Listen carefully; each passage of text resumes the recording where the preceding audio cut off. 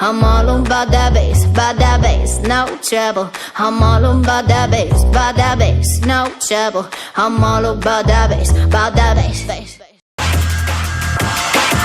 C'était le Flash Boursier. Merci Jihan. Vous nous écoutez sur le 99.2 à Casablanca. C'est Heure Essentielle. Heure Essentielle, ce qui se poursuit jusqu'à 13h. Au programme, le journal du luxe avec Yasmine Al-Qadiri, ainsi que le point sur l'actualité scientifique et santé. Retour de la diphtérie en Espagne. Coronavirus MERS, l'épidémie continue en Corée du Sud. Et puis, des aéronefs imitent les abeilles pour se déplacer. Ne manquez pas non plus votre rendez-vous quotidien avec l'actu de la toile. Elle s'intitule aujourd'hui « Vive la question pour réussir la réponse ». Sans oublier les revues de presse nationales et internationales, ainsi que l'essentiel de l'actualité économique. Et l'invité Heure Essentielle aujourd'hui, tout de suite après la pause et en partenariat avec les Inspirations Éco, c'est Amine Diouri, responsable des études PME à Inforisque. Nous allons parler du poids des PME dans l'industrie nationale et de la nécessité de développer un maillage entre grandes entreprises et petites et moyennes entreprises. À tout de suite.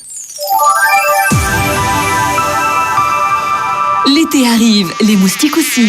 LG a pensé à votre bien-être et a conçu le climatiseur LG Mosquito Away. Grâce à la puissance de son souffle d'air et à sa technologie anti-moustique unique, le LG Mosquito Away vous procurera fraîcheur et sommeil confortable.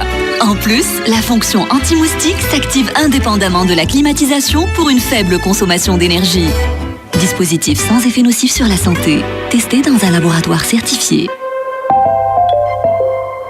Ça, c'est le son de votre réveil dans votre appartement en rez-de-jardin de Place des Airs. Ouvrez la baie vitrée. Vous voilà dans votre jardin. À vos pieds, la nature. Autour de vous, 10 hectares d'orangeraies. Les appartements rez-de-jardin de Place des Airs, une situation unique à Rabat. Réservée à quelques privilégiés et disponible dès aujourd'hui. Venez les découvrir en famille du 6 au 14 juin lors des journées portes ouvertes. Et profitez de nos offres de printemps. Appelez Aquaimo Développement au 06 57 100 700 ou connectez-vous sur placedesairs.com. Nous avons tous rêvé d'un verre de lunettes qui libère nos yeux du stress quotidien et fait du port de lunettes un plaisir infini. Nikon Verres Optiques redéfinit la vision et fait du rêve une réalité avec le nouveau verre progressif Cimax Master. Grâce à son filtre anti-aberration 3e génération, le verre progressif Cimax Master de Nikon vous garantit un confort visuel et une netteté inégalée au travail, à l'extérieur comme à la maison. Soyez maître de vos perspectives. Exigez Cimax Master. Je vois plus qu'un verre, un Nikon. Marrakech, pied dans l'eau à l'hôtel Eden Andalou, un nouvel aquapark géant ouvre ses portes et vous invite à passer le plus pétillant des séjours dans l'univers de l'eau et de la glisse. À seulement 4 km de Marrakech, l'Eden Aquapark, l'hôtel aquapark le plus proche de la ville, un espace familial, un lieu de détente et de loisirs avec de multiples activités. 5 piscines, une rivière, une plage pour les petits pirates, des toboggans, un parc, un solarium, un snack-restaurant et de l'animation. À l'Eden Aquapark, vivez des moments intenses, 100% d'adrénaline dans un paradis qui fera la joie des enfants et ressortira la folie des grands. Pour plus d'informations, contactez le 0524 459 449 ou sur le site edenaquapark.ma. Découvrez les nouveautés infinies du web sur l'actu de la toile avec les forfaits illimités de Inouï à partir de 199 dirhams. Du lundi au samedi, de 15h à 18h, appréciez les après-midi Tentations de Luxe Radio. pendant 3 heures, Un concentré de luxe, d'émotions, de découvertes. de plaisir et de rêve. L'univers du luxe s'offre à vous dès 15h. Découvrez en avant-première les dernières tendances. Soyez les premiers informés sur les nouveautés high-tech, La mode, la gastronomie les voyages, ou encore le design. Les après-midi Tentations de Luxe Radio, du lundi au samedi, de 15h à 18h. Les après-midi Tentations vous sont présentés avec Pixel, concepteur de pergolas, persiennes et brise-soleil. La revue AM Architecture du Maroc depuis 15 ans est faite par des professionnels pour vous faire aimer l'architecture. L'architecture sous toutes ses facettes. De la source d'inspiration qu'est l'art, le design, aux détails d'exécution que sont les innovations techniques et les astuces de réhabilitation du patrimoine, AM Architecture du Maroc vous transporte dans le Maroc actuel. Le numéro 65 qui focalise sur l'architecture écologique et le développement durable est disponible en kiosque, ainsi qu'à l'Institut du Monde Arabe à Paris et à la librairie Alpha à Bruxelles. AM Architecture du Maroc, la revue spécialisée à la portée de tous. Les nouveaux forfaits illimités Pro de Meditel, ça va faire parler tous les professionnels. À seulement 199 dirhams TTC par mois, tous vos appels nationaux deviennent illimités. Rendez-vous dans votre magasin Meditel le plus proche ou sur le site web entreprise.meditel.ma pour découvrir toutes les formules illimitées adaptées aux entreprises. Meditel, ديما راحتك. Midi 13h, Heure Essentielle, votre émission d'information avec Jihan Boudra et Sarah Rami. Il est midi 15, c'est Heure Essentielle sur Lux Radio. Merci de nous écouter. Comme promis, nous accueillons au micro Houda Sikawi des Inspirations Éco. Elle est accompagnée aujourd'hui de Amine Diouri, responsable des études PME à Inforisque. Ensemble, nous allons parler dans le cadre du cahier PME, du poids justement des PME dans l'industrie nationale. Bonjour à tous les deux. Bonjour. Bonjour. Houda Sikawi, avant de commencer l'interview, votre papier. L'invité du cahier PME des Inspirations Éco, avec Houda Sikawi. Instaurer une relation de confiance entre les grandes entreprises et la PME est aujourd'hui plus que nécessaire. Toutes deux sont des piliers de l'économie nationale et leur synergie ne peut qu'avoir un impact positif sur les indicateurs économiques nationaux.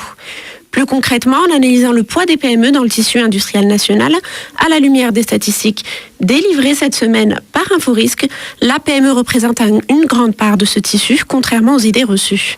99,1% des entreprises industrielles sont des petites et moyennes entreprises, contre seulement 0,9% des grandes entreprises. Amine Diouri, responsable des études PME à Inforisque, nous détaille ces statistiques à l'appui. Bonjour Amine. Bonjour.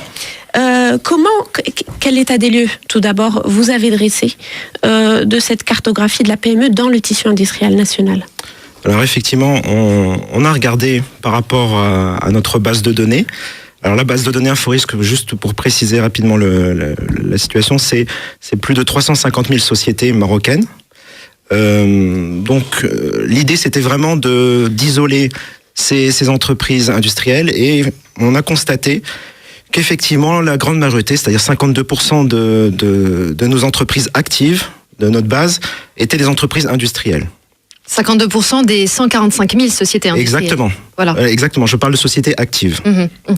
Sur les 150, donc vous l'avez dit, vous venez de le dire, 52% d'entreprises industrielles de ces 145 000 sociétés, 76% sont des TPE, vous l'avez confié dans les colonnes des Inspirations Éco à Houda Sikawi. Est-ce qu'il faudrait renverser les pourcentages pour arriver à concrétiser le plan d'accélération industrielle d'ici 2020 ?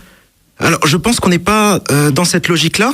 On part d'une constatation, c'est qu'aujourd'hui, on demande à 0,9% des entreprises marocaines, c'est les grandes entreprises, de tirer 99% des autres entreprises, dans un rapport de partenariat qui soit équilibré et qui permette un environnement qui soit rassurant pour ces entreprises et qui leur permette de croître.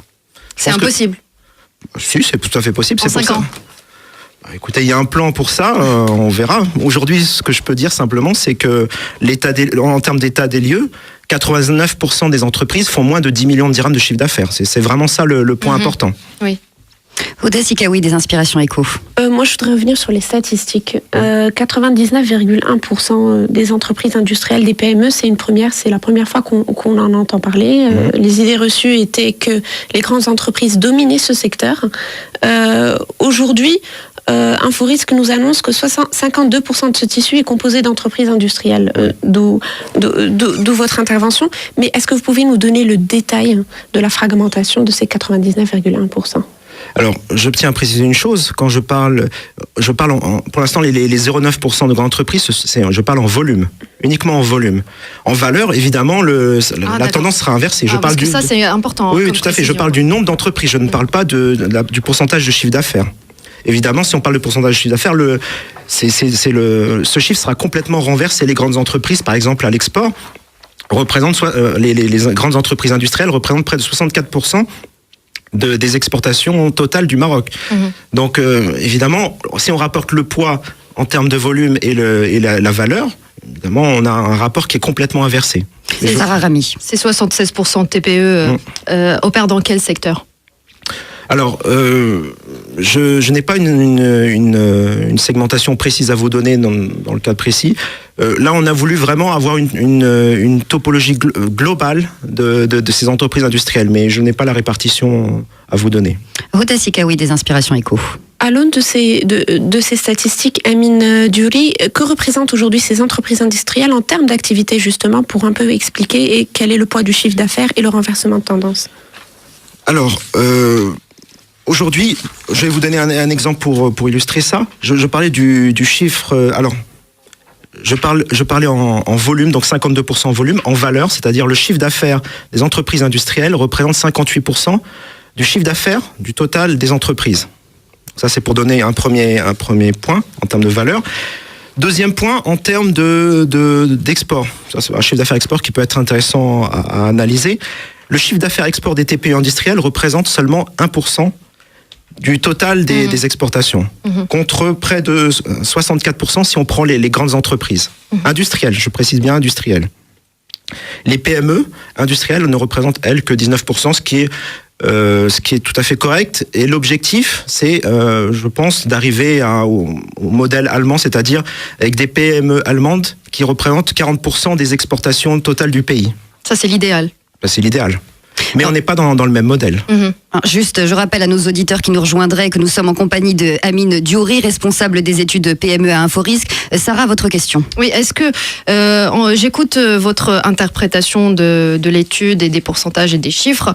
J'ai envie de vous poser la question encore une fois par rapport au plan d'accélération industrielle d'ici 2020, donc en 5 ans. Oui. Est-ce que c'est naturel ? Est-ce que c'est si naturel que ça de créer des écosystèmes qui regrouperaient des PME et des grandes entreprises au jour d'aujourd'hui au Maroc ? Est-ce que les intérêts des deux parties sont évidents à ce point-là pour que ça puisse marcher ? Je pense que oui. Maintenant, la question importante, à mon sens, c'est de savoir quel type de partenariat on veut poser entre les entreprises, les PME et les grandes entreprises. Si on est sur un modèle j'ai presque envie de dire de soumission, de la PME qui travaille sous-traitante pour la grande entreprise et que celle-ci, elle sécurise le chiffre d'affaires de la PME, mais en contrepartie, elle lui dit tu vas être payé dans 3 mois, dans 4 mois, dans 5 mois. C'est pas ce type de relation qu'on recherche. Je cite souvent l'exemple du modèle allemand. C'est un modèle qui est totalement différent. C'est un modèle vraiment de partenariat, un modèle gagnant-gagnant pour les deux parties, où justement les grandes entreprises, par exemple, envoient une partie de leur effectif auprès des PME pour les aider justement à grandir en termes d'innovation. Et pour donner un exemple, l'exemple de l'industrie automobile, on dit souvent que les constructeurs automobiles allemands ne représentent qu'un quart de la valeur créée dans l'industrie, ce qui veut dire que les 3 quarts restants sont apportés par les équipementiers. Ce qui veut dire qu'on est dans un modèle où ces PME allemandes, justement, sont innovantes et apportent justement à toute l'industrie. Houda Sikaoui, des inspirations éco. Amine Diouri, pour l'exemple des entreprises allemandes ou des PME allemandes, est-ce qu'elles sont structurées statistiquement de la même manière ? Est-ce qu'on a déjà si on veut, une cartographie un peu semblable pour qu'on puisse s'identifier à ce type de fonctionnement ? Je suis d'accord qu'on va pas comparer aujourd'hui la typologie des entreprises marocaines avec celle des entreprises allemandes. Je dis simplement que, en termes de modèle, c'est celui vers lequel on devrait arriver. Je sais qu'aujourd'hui on en est très loin. Je sais qu'aujourd'hui, on part de très très loin en termes de relations PME grande entreprise, mais le mérite de ce plan, c'est justement de créer justement l'intérêt des écosystèmes, c'est de créer déjà une interaction forte entre cette PME et la grande entreprise marocaine. Après, je sais très bien que ça prendra peut-être plus de 5 ans pour arriver à un modèle qui soit celui du modèle allemand. On y arrivera peut-être dans 10 ans, dans 15 ans, dans 20 ans, mais l'objectif, c'est de poser les premiers jalons.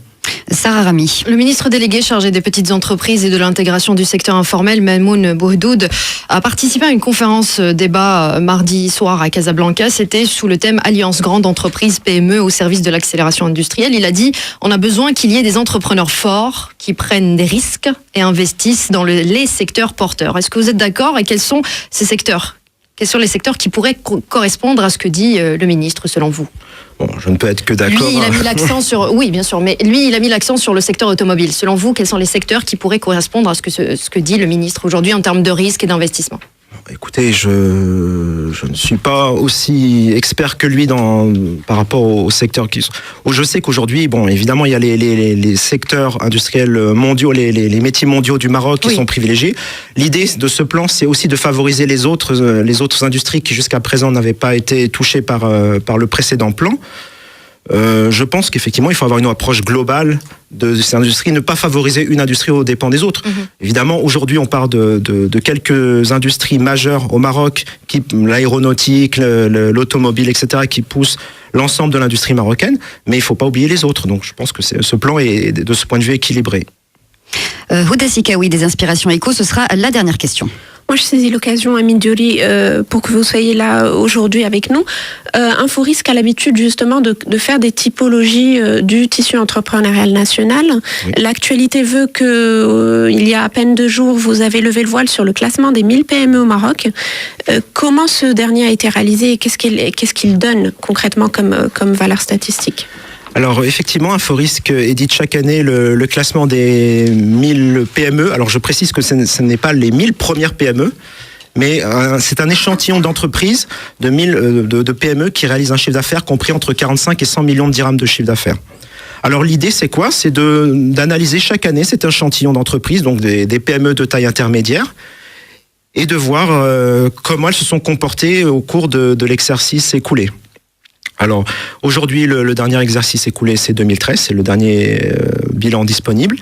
Ce qu'on en retire, c'est que globalement, ces PME de taille intermédiaire, c'est entre 45 et 100 millions de dirhams de chiffre d'affaires, ont connu une période difficile. Alors, croissance de leur chiffre d'affaires, certes, mais ralentissement de leur croissance de chiffre d'affaires.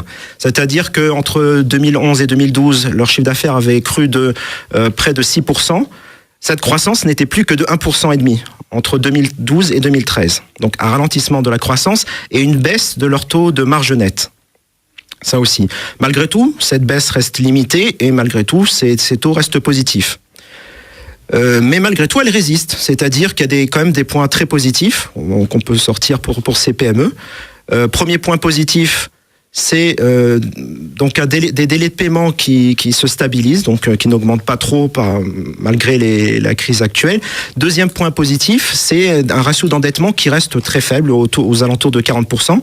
Ce qui veut dire que concrètement, demain, elles ont la possibilité de financer des projets de développement. Elles ne sont pas endettées trop pour bloquer ces projets de développement. Donc c'est un point qui est quand même très important à soulever. Merci Amine Diori, responsable des études PME à Inforisque. Merci également à Houda Sikawi des Inspirations Éco. Avec vous, nous venons de parler du poids des PME dans l'industrie nationale. Merci encore à vous deux d'être venus. Merci à vous. Merci beaucoup. Retrouvez l'intégralité de cette interview, bien sûr, dès cet après-midi sur notre site. Tout de suite, la revue de presse internationale avec Jihan Boudra. Il est 12h28.